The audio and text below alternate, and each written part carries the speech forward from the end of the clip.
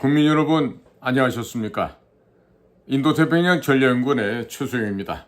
오늘도 대한민국의 수많은 국민들과 해외에 계신 동포 여러분들께서 저희 방송을 애청하고 계심에 충심으로 감사의 인사를 올립니다. 제가 오늘 방송에 들어가기 앞서서요. 저희 국가정보원 출신 선배님들 중에 그 한반도 평화재단 이사장을 하시는 송봉선 이사장님 계십니다. 예전에는 최초로 우리나라 역사상 최초로 양지회 회장을 하면서도 급여를 받지 않았던 아주 그 청렴한 우리 대선배님이 되시는데 그 송봉선 이사장님이 하고 있는 유튜브가 있어요. 바로 글로벌 TV라는 곳입니다. 글로벌 TV. 이 글로벌 TV를 보시면 이 미천한 공작관 최수영이 하는 것보다 아주 복잡하고 다양하고 심층적인 그런 분석 평가를 해주시는 아주 귀한 방송입니다. 이 글로벌 TV에 많이들 가셔서 귀한 수준 높은 내용의 방송을 청취해 보시기를 바랍니다. 자, 그리고 제가 커뮤니티에 올려놓은 이야기들은요, 다름 아닌 측백나무 오일에 관한 효과와 효능 그리고 구매 방식에 대한 추가적인 설명입니다. 살펴보시고 우리 그 7학년 8학년 선배들이 일을 하시다 보니까 조금 속도감이 나지 않는다 하더라도 조금 진득하게 기다려 주시면 요청한 시도 다 배달이 될 테니까 너무 심려하지 마시길 바랍니다. 자, 제가요 지금 최근 들어서 정보사의 신원 정보가 지금 북한으로 넘어간 사실, 그 다음에 사실은 이 군정보사 블랙요원들 명단이 중국 북한에 넘어간 것보다 더 심각한 거는요, 문재인 정부 국정원에서 넘어간, 거의 국정원이 그 시절에 간첩단의 수준으로 반국가 행위, 반대한민국 세력의 역할을 동안타세했습니다. 그래서 이런 내용들이 우리나라 중요한 또 다른 언론사 자유와 생명사에 의해서 지금 보도가 되고 있는데 너무나 치명적인 이야기입니다. 그래서 이 프리덤 앤 라이프, 자유와 생명에 게시가 된 지금 우리의 중요한 인적 정보가 중국과 북한으로 넘어간 사태, 그리고 과연 문재인 정부 시절에 국정원이 어떠한 짓을 했었는지 여기에 대한 얘기를 좀 전해드려야 할 것 같습니다. 자, 그래서 우선 핵심 결론이라고 요약된 분을 얘기한다면 림종석이라고 하는 문재인의 비서실장했던 아이가 있죠. 이 림종석의 고향 친구, 전라도 장흥인데 이 고향 친구라고 하는 노은채라는 얘가 대북 공작국장 시절에 블랙요원 명단을 유출한 정황이 지금 나와 있고요. 이건 전부 다 지금 이 프리덤 앤 라이프에 실린 제가 지금 기사를 바탕으로 해서 지금 말씀을 드리는 거예요. 그리고 박지원, 박선원, 노은채, 이들이 이집트 오라스콤 통신사를 통해서 6억 달러 대북 송금의 정황이 있다. 지금 이 얘기가 지금 아주 중요한 얘기가 올라오고 있습니다. 이 얘기는 저도 지금 많이 했던 이야기들이죠. 그러니까 제가 입수한 거나 이들이 입수한 거나 보면 결론은 거의 비슷하게 지금 나오고 있는 것 같아요. 그리고 문재인 정부 국정원은 간첩단 수준이었다. 그리고 여전히 이 간첩단들이 활개를 치고 있는데 국정원 조직은 재구성해야 된다. 이런 기사를 싣고 있는데 저는 좀 달리 얘기를 하고 싶습니다. 국정원은요, 없애버리고 새로 만들어야 됩니다. 자, 그런데 최종적으로 이 언론사니까 윤석열 대통령의 시간이 얼마 남지 않았다. 아주 섬찟한 얘기를 좀 하고 있어요. 며칠 안 된 얘기입니다. 2024년 8월 7일 날 발표된 얘기들이에요. 그러니까 지금 오늘이 8월 11일이니까 지금 며칠 안 된 얘기죠. 자, 지금 이 관련된 기사를 갖다 지금 우선적으로 제가 이 언론사 내용을 갖다 먼저 좀 말씀을 올리겠습니다. 국정원 등 정보기관에서 함약하는 간첩들이 중국 등 해외에서 활동하고 있는 국정원과 정보사 블랙요원들의 명단을 북한과 중국의 주요 정보기관으로 통째 넘겼다는 이 프리덤 앤 라이프 보도가 확인되면서 파장이 확산되고 있다. 특히 정보사 군무원의 블랙의원 명단 유출 사건에 가려져 있지만 문재인 시절의 국정원은 간첩단 수준이었다는 것이 서서히 윤곽을 드러내고 있어 국정원에 대한 대대적인 강제 수사와 조직의 환골탈퇴 필요성이 제기된다. 이렇게 지금 언론에 보도를 하고 있는 거예요. 자, 관련 기사에 이런 게 또 있습니다. 국정원에 중국 고위 간첩이 있었다. 이런 또 관련 기사가 있네요. 문재인 정부 국정원이 왜 간첩단 수준이었는지를 이해하기 위해서는 2017년 12월로 거슬러 올라가 림종석 당시 비서실장의 행적을 살펴볼 필요가 있겠는데, 림종석은 2017년 12월 9일에서 12일까지 아랍에미레이트에 문재인의 특사로 파견이 됩니다. 특사단에는 서동구 당시 국정원 1차장, 서주석 당시 국방부 차관이 동행을 했다. 림종석의 UAE 아랍에미레이트 방문 목적은 원전 관련이었지만 시리아 주재 북한 대사, 레바논 대사를 겸임하는 문정남을 만났던 사실을 본 프리덤 앤 라이프에서는 확인했었다. 문재인 정부로 정권이 바뀌고 김정은과 문재인의 접선 라인이 아랍에미레이트 UAE에서 구축된 정황이었다. 정통한 대북 소식통은 당시 이때 우리는 북한을 얘기합니다. 북한 요구사항을 림종석을 통해 문재인에게 전달했다라고 밝혔습니다. 자, 이 중요한 내용이 들어갑니다. 이제 국정원에 있는 이야기예요. 림종석의 고향 친구 노은채 3급에서 1급 대북 공작국장으로, 이런 지금 작은 제목인데요. 자, 내용이 이렇습니다. 2017년 12월 림종석의 아랍에미레이트 방문 이후 한반도에서는 남북 정상회담 등 실제 많은 일들이 벌어졌다. 문재인은 당시 김정은에게 도보다리에서 건넨 USB에 무엇이 들어있었는지에 대해서도 여전히 오리무중이다. 왜 오리무중이에요? 이미 다 제가 벌써 얘기를 해도 얼마나 얘기를 많이 했는데. 문제의 핵심은 국정원이었다. 문재인 정부 국정원에서 눈여겨볼 장면은 서훈과 박지원 전 원장과 기조실장 그리고 차장들이었다. 특히 본 매체 이제 프리덤 앤 라이프죠. 프리덤 앤 라이프에서는 림종석 전 비서실장의 동양, 전라남도 장흥인 노은채와 박선원을 주목하였다. 2019년 노은채는 3급에서 1급 대북 공작국장으로 1년 만에 자리를 옮기는데, 국정원 3급에서 1급이 되기 위해서는 최소 5년이란 시간이 걸리지만 림종석의 고향 친구라는 배경이 작용했다는 뒷말이 무성했던 이례적인 승진이었다. 노은채는 대북 공작국장에 취임하자마자 중국 등 주요 해외 공작 거점을 폐쇄시켰고 대북 심리전 기능 등 대부분을 중단시켜 버렸고 진행 중인 공작을 강제 종결시켜버린다. 림종석의 고향 친구인 노은채가 대북 공작국장에 앉은 이후 국정원의 정보원 명단이 대북 공작국에서 열람 출력되었고, 이후 출력된 명단 속 정보원 절반이 북한에서 고사포로 처형이 된다.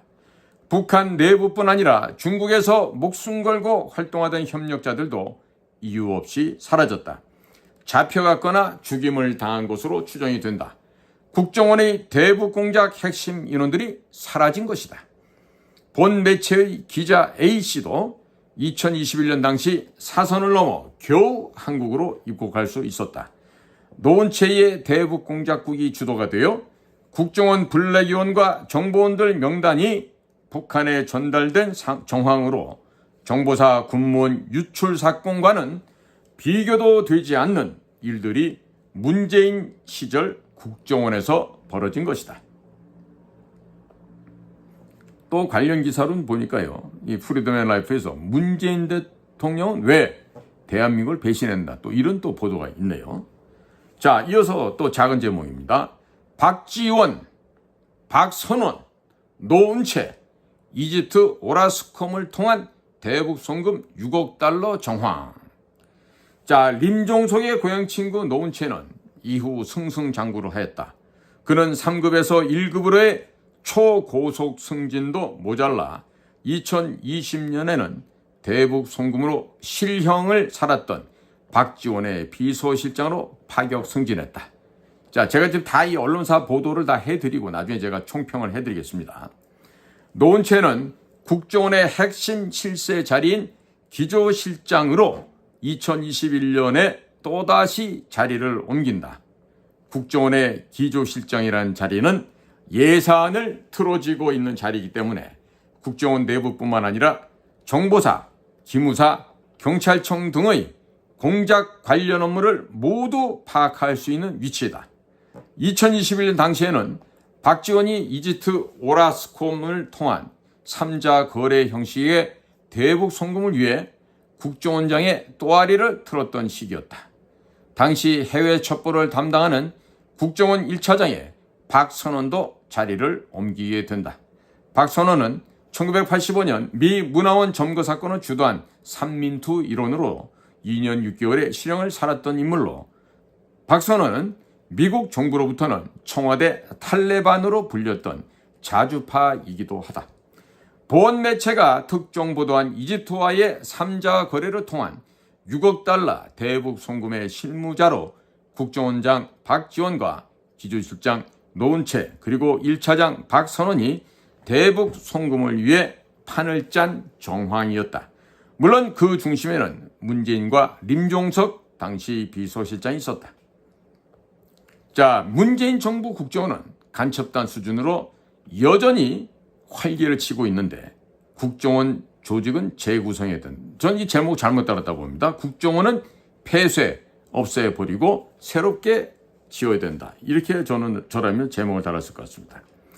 국정원은 소위 대한민국을 지키는 최후 보루라고는 하지만 문재인 정부를 지나며 또다시 대북 송금의 중심에 있었고 국정원의 존재 유인 대북 공작 기능은 사실상 사라져버렸다. 윤 대통령으로 정권이 바뀐 지 3년여 흘러가고 있지만 김정은의 집무실 책상 위에는 여전히 한국의 1급 정보 서류들이 쌓여 있는 것으로 파악된다는 점에서 국정원 곳곳에 여전히 간첩들이 존재하고 있는 것으로 파악되고 있다. 본 매체 프리덤 앤 라이프입니다. 본 매체가 보도하는 내용들은 일반 언론사들이 확인할 수 없는 내용이다. 하지만 긴 시간이 지나더라도 확인될 수밖에 없는 진실이라 자부한다. 정통한 대북 소식통은 이와 관련 국정원 내부에 우리 북한 보위성에 정보를 주는 자가 있다. 서훈과 박지원의 국정원에서 우리에게 많은 것 정보를 주었다. 라고 확인을 해 주었습니다. 특히 소식통은 이 모든 것 배후에는 림종석이가 있다. 라고 재차 강조했고 림종석 당시 실장이 문재인 모르게 혼자 결정할 수 있었을까라고 하는 반문을 하고 있습니다. 자, 윤석열 대통령에게는 남은 시간이 얼마 없습니다. 본 매체 프리덤 앤 라이프가 지난달 8일 국정원에 중국 고위 간첩이 있었다는 보도가 있은 이후 국정원의 3급 일반 부처 국장급 이상 간부 100명 이상을 교체한다는 보도가 뒤따랐지만 간부들만 교체해서 될 일이 아니라 조직 구성을 다시 해야 한다는 지적을 하지 않을 수 없다. 그리고 윤 대통령에게는 문재인 정부에서 무슨 일이 벌어졌는지 밝혀낼 수 있는 시간이 불과 2년여밖에 남지 않았음을 상기하고 역사적 진실을 밝혀내는 것부터 다시 출발할 필요가 있다.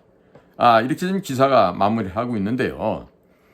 이분들 취재 내용이 보니까 굉장히 깊이 다뤘습니다. 근데 제가 좀 보충 설명해 드릴게요. 무슨 보충이냐면요. 지금 대북공작국장으로는 노은채가 벼락 출세를 해서 지금 3급에서 1급까지 3년밖에 안 걸렸다 그러는데요. 제가 알기로는 4급에서 1급까지 가는데 아마 3년밖에 안 걸린 걸로 알고 있어요. 자, 그리고 노은채는 정규과정 시험에서는 떨어졌던, 즉 지적 수준으로는 우리 안전기획부, 우리 국정원의 요원이 될 만한 지적 수준이 안 되는 애예요. 얘는 당시 들어올 때 이렇게 귀때기에다 대는 게 있어요. 소위 귀마개 팀들이라 그러는데 그 지적 수준이 안 되거나 정규과정 시험에서 떨어지거나 이런 사람들이 어떻게 기본과정 혹은 특례를 통해서 들어오게 되는 경우가 있습니다. 노원체는 그렇게 들어왔다가 지방에 집으로 도망을 갔다가 나중에 또 전라도 정권이 되니까 그 전라도 백을 이용해서 아마도 감사관실로 왔던 것 같아요. 제가 근무하고 있었던 저희 공장에도 한번 감사를 나와서 하도 무례하게 놀길래 저랑 대판 싸운 적도 있어요. 그러고 났더니 이 노은채가 하는 짓이 이렇습니다. 뭐 저보고 소주 한잔 하자 해서 했더니 하는 얘기가 자기는 학벌도 후지고 고향도 형편없고 그런데 정규과정 출신인 나하고 좀 가깝게 지냈으면 좋겠다. 그래서 자신이 노은채가 나이도 어리지만 그 최영하고 친구가 됐으면 좋겠다. 그래서 제가 그랬습니다. 그래 위아래 뭐 5년 정도는 친구한다니까 친구해라 하고 저보다 나이가 어리지만은 제가 친구로 받아준 적이 있었어요. 그리고 난 다음부터 이 노은채는요, 우리 국정원 안에서 뭐 예를 들면 식당 같은 데서 이게 만나잖아요. 그러면 한 뭐 50m, 70m 바깥에서도 이렇게 손을 들면서 어이 친구 반가워리, 반갑다고 이러면서 저한테 아양을 떨었던 그런 아이기도 해요. 자, 그런데 이 노은채가 대북국장으로 있을 때 이 주요한 국장이 아니라 차장은 누구냐면 김상균이에요. 김상균. 그때는 박선원이가 특보로 들어와서 아직까지 이 해외 업무를 건들지 않고 일단 특보로 암약하고 있을 때예요. 그러니까 그때 이 대북 업무, 이쪽 업무를 주관했던 사람 누구냐? 김상균이라고. 서훈보다 8년 후배예요. 그러니까 김상균은 6.15 선언, 14선언 등을 할 때 이 김상균은 서훈과 함께 북을 들락거리면서 같은 팀으로 움직였어요. 그러니까 서훈이의 고추털이 몇 가닥인 줄도 알 만큼 그렇게 둘 사이는 친밀한 관계입니다.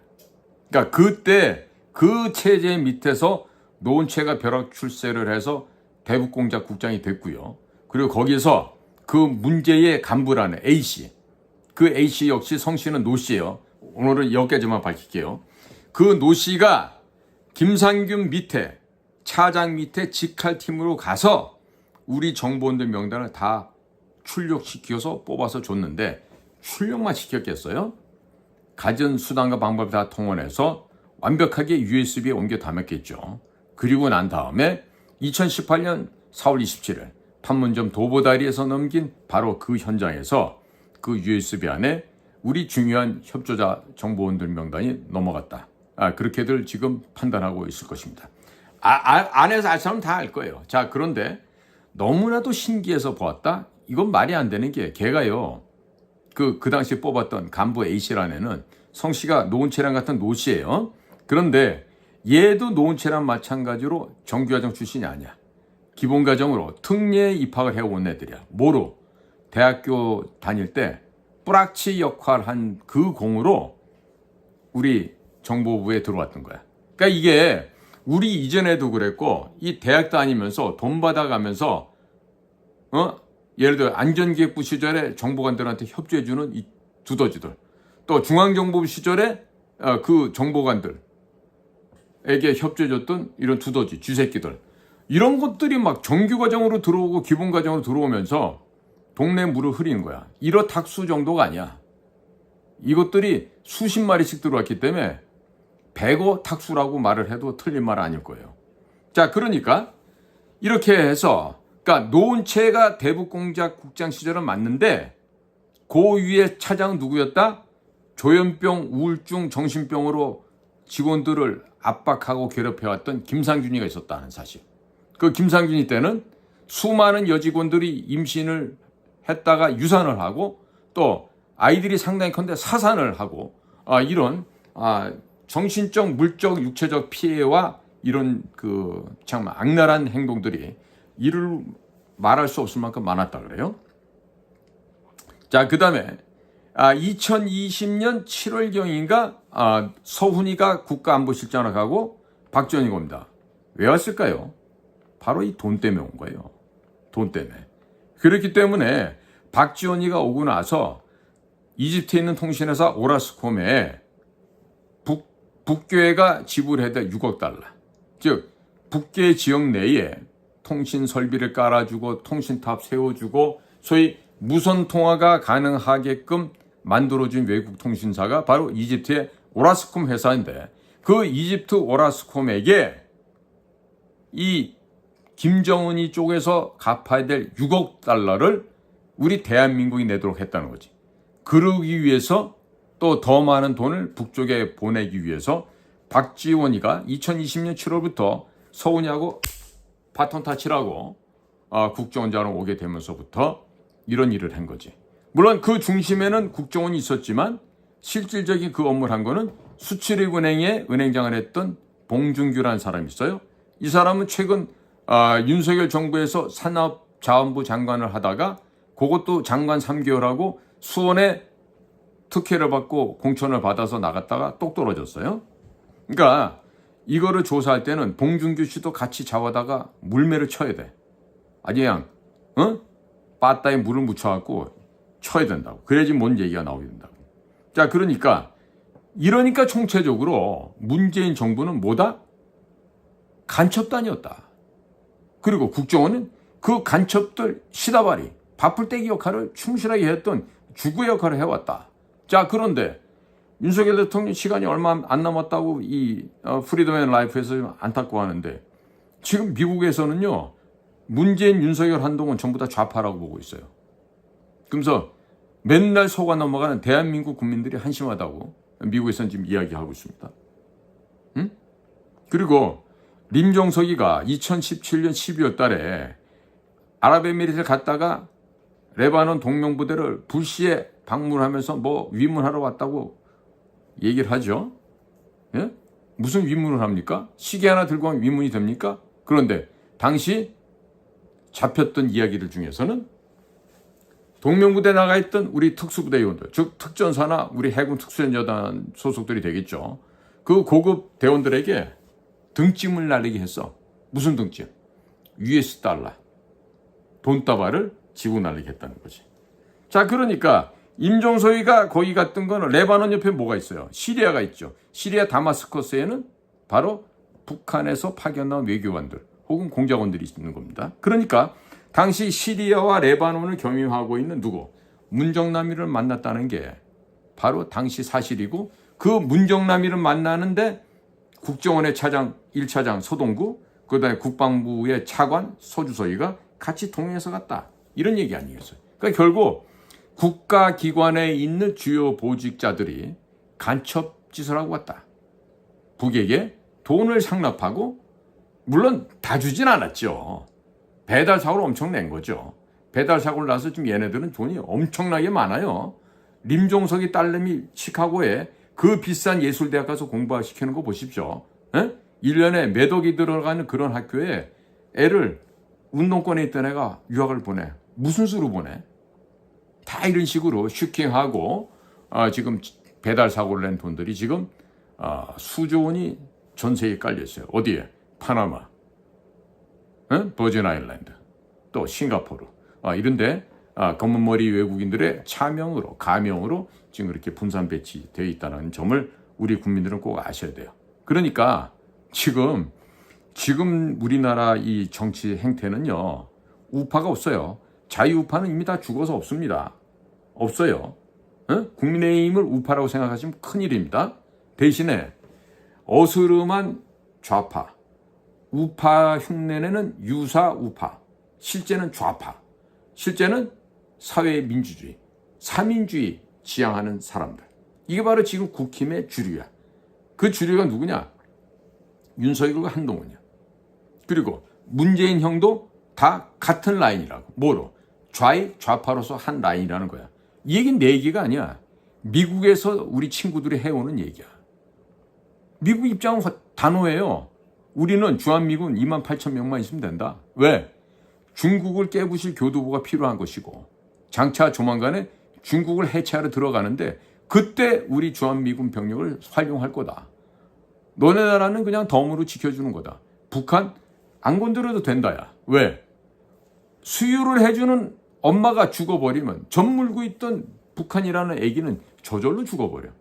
굳이 한 주먹거리도 안 되는 북한 애들을 쳐부시러 진군나팔 불면서 전쟁할 이유가 없어.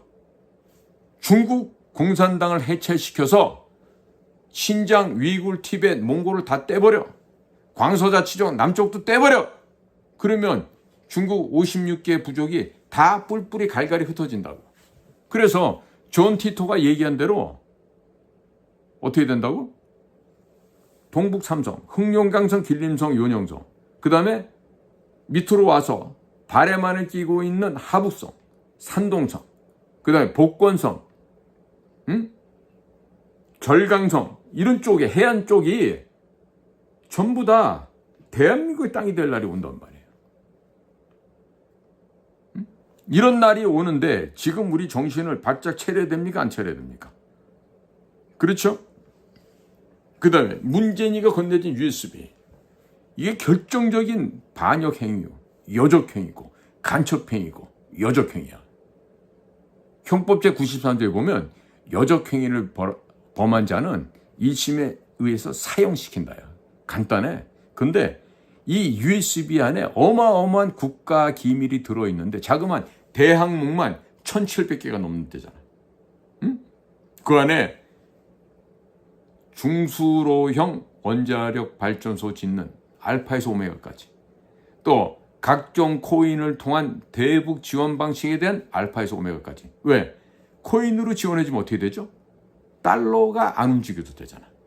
응? 코인을 통해서 합법적으로 수조, 수십조, 수백조를 계속해서 북한에다 퍼다 주려고 했던 거죠.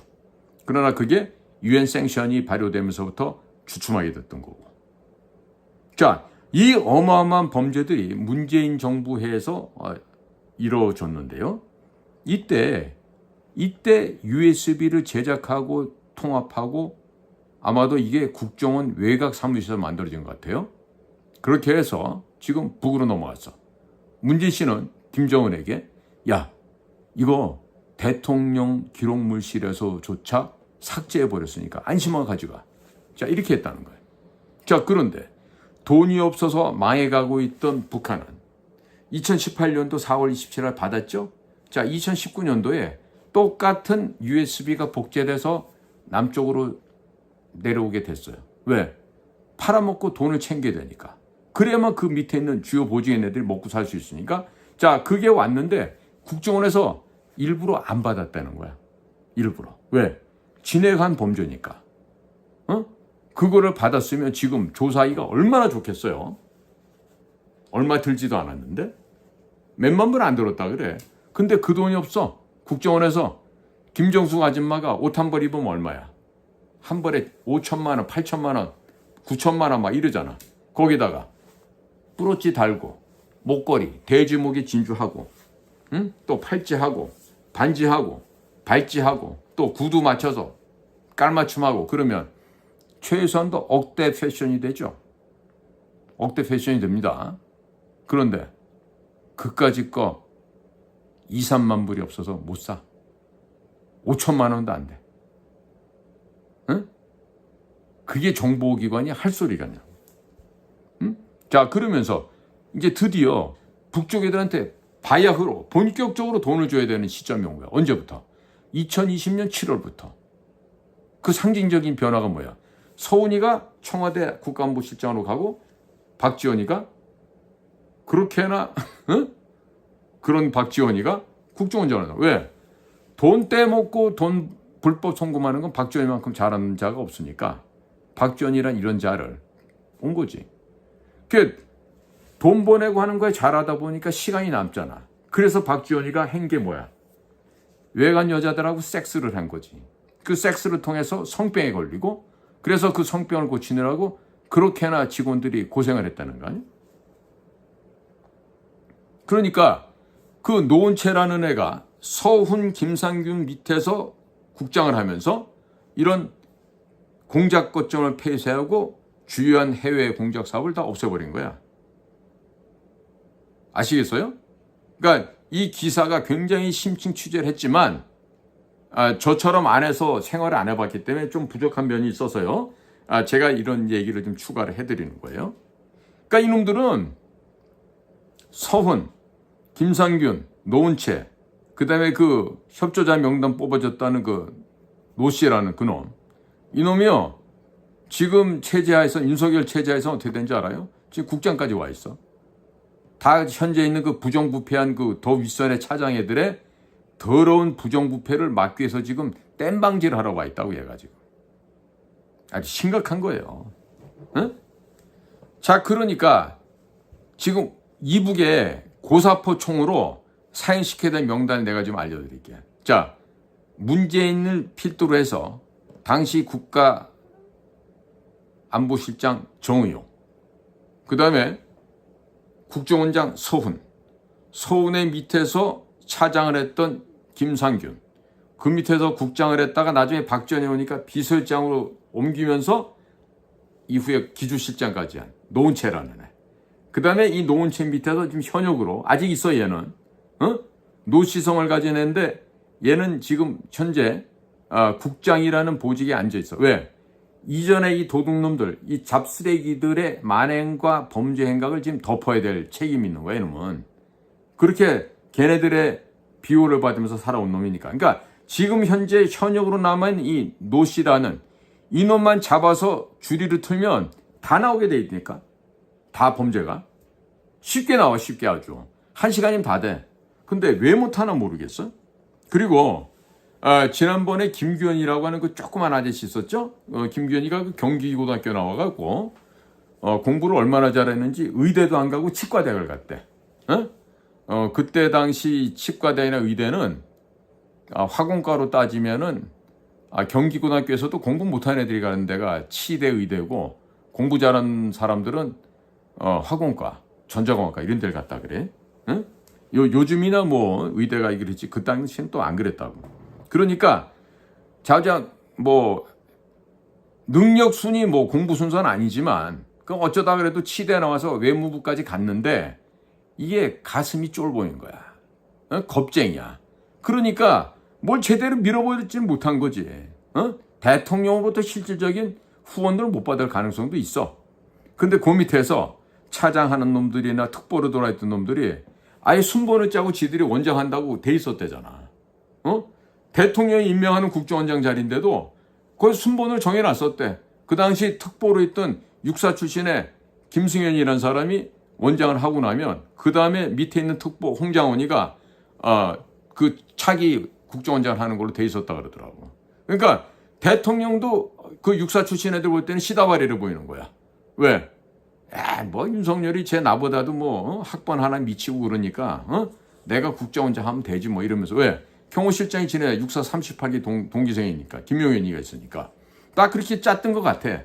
근데 이제 슬슬 이런 마각이 이제 드러나고 있죠. 드러나고 있잖아. 지금 이렇게 해서 이게 지금 그 사선을 넘나들던 우리의 그 협조자들이 전부 다 지금 고사포총으로 총살을 당하고 처참하게 지금 생을 마감을 했어요. 중국에 있던 협조자들도 마찬가지예요. 어떤 사람은 구사일생으로 지금 우리 쪽으로 다시 돌아오게 됐는데. 자, 이런 가운데 이렇게 위험한 일이 우리 휴민트 업무거든요. 근데 이런 휴민트 업무를 안 하면서 휴민트 업무를 합리화하면서 있지도 않은 가공인물을 협조자라고 해놓고 그리고 그 사람을 매월 급여를 주고 또 무슨 일을 하면 거기에 대해서 사업비가 필요하다고 사업비를 주고 이렇게 소설을 써오면서 철을 만들어 왔던 사람이 있었어. 그런 사람이 지금 차장 중에 한 명이래. 차장이 뭐야? 원장 다음에 넘버 2라는 거야. 1, 2, 3 차장, 기조실장. 이게 차장급이니까 이 4명 중에 하나겠네. 하나 기조실장은 김현장에 있다 온 검사 출신이고 하나는 뭐 기술관리 뭐 이런 했던 사람이고 하나는 북한 문제 했던 사람이고 한 사람은 공작을 했던 사람이래. 그러면 이런 돈을 떼어먹을 가능성이 누가 제일 높을까? 그런데 현재 차장들은 보직이 정무직이기 때문에 직접 공작 업무를 이 핸들링할 수가 없어. 그러니까 이거를 빨리 핸들링하려면 찾아야 돼. 그리고 그 거짓말을 덮어야 돼.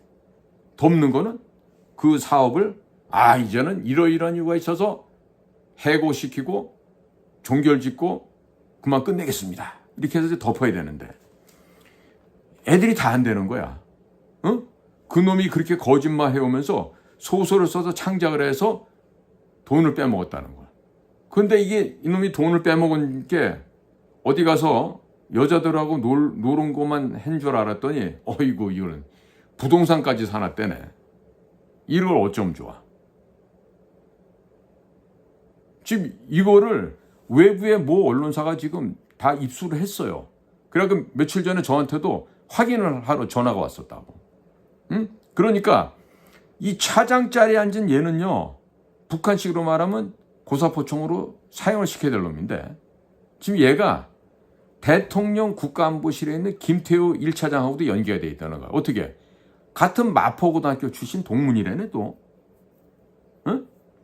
그러면서 각종 이권관계를 얽히고 설켜 있는데 이게 바로 요즘에 독립기념관장이 무슨 뭐 뉴라이트다 어쨌다 해가면서 친일주의자다 어쨌다고 진짜 말도 안 되는 소리를 짓거리는 광복회에서 나온 얘기랑 같아. 왜? 그 광복회장 했던 분도 과거 우리 국정원장을 했거든. 그러니까 그런 못되고 나쁘고 사악한 전통이 뒤에서 조종하면서 이런 또 다른 프랑켄슈타인을 만들어낸 거야. 그러면 지금 여기 오늘 제가 말씀드린 이 프리덤 앤 라이프에서 지금 윤석열 대통령이 시간이 없다고 얘기하는데요. 시간이 없는 게 아니라 내가 볼 땐 거의 끝난 것 같아. 왜? 지난 6월 28일 날 딱 2년 동안이라는 시간의 깔맞춤을 통해서 2022년 6월 28일에는 재무부의 저승사자 테러 금융정보국을 담당하는 브라이언 넬슨 차관이 다녀갔어요. 그리고 그때 브라이언 넬슨 차관은 일정에도 없는 카카오를 갑자기 방문을 해. 왜 했을까? 이미 미국에서는 카카오페이 같은 방식을 통해서 중국, 북한으로 돈을 빼돌린 걸 다 알고 있는 얘기야. 알고 있기 때문에 찾아온 거야. 경고를 한 거야. 그 한동훈이한테도 뉴욕 검찰청 남부지청 왔을 때, 야 박원순이, 이재명이, 그다음에 저 SM, 이수만 이런 사람들 이런 짓거리 하고 있어. 줬어. 조사해라. 그런데 한동훈이가 안 했어. 마치 윤석열 정권이 문재인에 대해서 수사를 않는 것과 똑같은 형태야. 자, 그런데 2022년 6월 28일에는 재무부의 저승사자 테러금융정보국의 차관이 다녀갔는데 2년 후가 되니까 그 테러금융정보국을 비롯한 16개의 미국의 인텔리전스 커뮤니티, 정보 공동체를 총괄 관리하고 있는 국가정보장. 누구? 에브리엘 하인스. 디렉터 오브 내셔널 인텔리전스 국가정보장이 왔어. 와서 윤석열한테 뭐 이제 뭐 좀 잘해봅시다. 뭐 이렇게 청유형으로 권면했을 것 같아요. 제가 생각해보면 이런 식으로 얘기했을 거예요. 우리가 그동안 참고 기다렸는데 지금부터는 그대로 사형 집행 시작한다. 라고 하면서 가자마자 터진 사건이 뭐다? 수미테리 사건. 그리고 우리나라에 무슨 사건이 터진다? 김범수가 잡혀가고 어디? 카카오 의장 아니야. 돈이 없어서 보석금 없어서 보석금 못 냈겠어요? 그대로 구속시켰어요. 그 다음에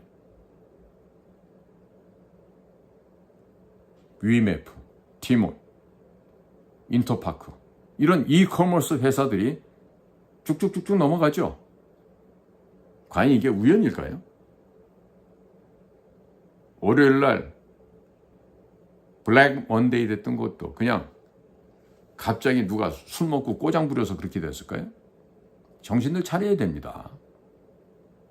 보이지 않는 거대한 손과 보이지 않는 거대한 힘이 우리에게 지금 조여오고 있어요. 너희들 정말로 반중 친미 안 하고 자꾸 그따위로 살래? 지금 이거 경고하고 있는 거예요. 딴 게 아니에요. 자꾸 친중 반미 할래? 이 싸가지 없는 놈들. 지금 이 얘기를 하고 있는데 끝까지 싸가지 없는 짓을 해. 그럼 우리한테 돌아온 게 뭐야? 죽음밖에 없어요. 뭐 죽창으로 찔려면 죽음이야? 경제적으로 파산이 된다니까. 응? 아까 지금 이 프리랜 라이프가 얘기한 6억 달러 이집트 오라스콤에다가 송금한 얘기도 했지만 지금 더 큰 게 있어요. 평창올림픽 한다고 방송 중계 차량들이 예술공연당 이끌고 가가지고 예술공연하고 축하공연하고 그때 가져갔던 장비들 다 놓고 왔잖아. 중계 차량도. 그 다음에 문재인이가 9.19 선언한다고 올라갈 때도 또 갖고 갔다가 다 놓고 왔잖아. 미국이 모를 것 같아 그거? 응? MTCR에 위반하고 바사나라 협정에 위반하고 국제 범죄를 했는데 돌아올 건 뭐야 그러면? 거기에 대한 벌은 세컨더리 보이콧이라니까요. 세컨더리 보이콧 걸리면 끝장이야. 수출입 올 수도, 은행 업무 올 수도. 어떻게 할 건데? 기획재정부 장관이 또 기획재정부 했던 추경호가 최상무기랑 같이 가갖고 미국 가서 빌면 들어줄 것 같아? 참, 나 몰라도 이렇게 몰라갖고 어떻게 나라를 갖다 통치할 거냐고. 응? 왜 2년 동안 기회를 줬는데 왜 안 했냔 말이야. 왜? 응? 그러고 나니까 지금 미국에서 얘기가 뭐야? 문씨, 윤씨, 한씨 니들 전부 다 같은 형제 사촌지간이다 이러고 얘기 나오는 거 아니야. 그러고서 자유우파를 자유민주주의를 지킬 수 있을 거라고 생각합니까? 국민 여러분? 그 국민 여러분들은 지금껏 이렇게 속아 왔는데 아직도 정신 못 차리고 계속 속아서 개 돼지가 되고 싶습니까? 뭐 개돼지 되고 싶으면 한동안 찬양하고 한비어창가 부르고 그렇게 가세요. 네. 저도 뭐 살 만큼 살았는데 이렇게까지 얘기하고 안 되면 저 그냥 죽어서 그냥 하나님 나라 가면 되지 뭐. 응? 이렇게나 올바른 팩트를 전달해 드리고 진실을 얘기해 줘도 안 따라줘. 무시해. 배반해. 그리고 알지도 못하고 공부도 안 한 주제에 지들이 세상 다 아는 것처럼 찍고 까불고 떠들어. 그게 바로 우리 자유우파의 기회주의자들이야. 내가 며칠 전에 지난주 금요일 날 고영주 선배님하고 내가 아시아투데이에서 용어 선택을 잘하라는 얘기를 했어요. 자유우파, 애국우파, 자유애국우파 이런 식으로 말을 써야지. 공산당들이 해놓은 용어 교란 혼론 전술에 빠져갖고 야 우리가 보수애국이지 보수우파지 무식한 개 헛소리들 하고 자빠졌어. 응? 그렇게 무식해갖고 어떻게 좌파를 이기겠어요? 응? 지금 5.18 정신이 민주화 정신이라 헌법 전문에 넣겠다는 애들 아니야? 누가? 누구긴 누구야? 바로 그놈과 그놈들이지. 응? 그런데 그 사람들이 자유우파예요? 김경수는 보석 석방해 주는데 지만한 박사는 그대로 깜빵에 쳐놔. 김상진 대장도 그대로 쳐놔. 이게 자유우파 정권이야? 누가 그래 자유우파라고. 그러니까 얘기를 하면 좀 들으시라고요. 그리고 정신들 차리시라고. 그리고 이제 김문수가 노동부 장관 후보자로 나타났으니까 빨리 갈아타. 응? 김문수 선배는 그래도 사람 괜찮은 사람이야. 지금 말했던 문씨, 윤씨, 한씨들에 비하면 그래도 사람이 인간적인 면이 있는 사람이라고. 어쩌면 이 나라를 구할 사람인지도 몰라. 자, 오늘 지금 굉장히 제가 지금 농도 깊은 이 군 정보사 블랙이온들의 명단이 중국 북한에 넘어간 배경과 그리고 문재인 정부 시절의 국정원은 더 심각했다. 응? 간첩단 수준보다 더 심각했다. 이 얘기를 제가 지금 드렸어요. 다 들으시고 정신 차리시기 바랍니다. 자, 오늘도 여러분들의 귀한 시간을 저희 방송과 함께 동참해 주셔서 깊이 감사를 드립니다. 저는 최수영입니다. 고맙습니다.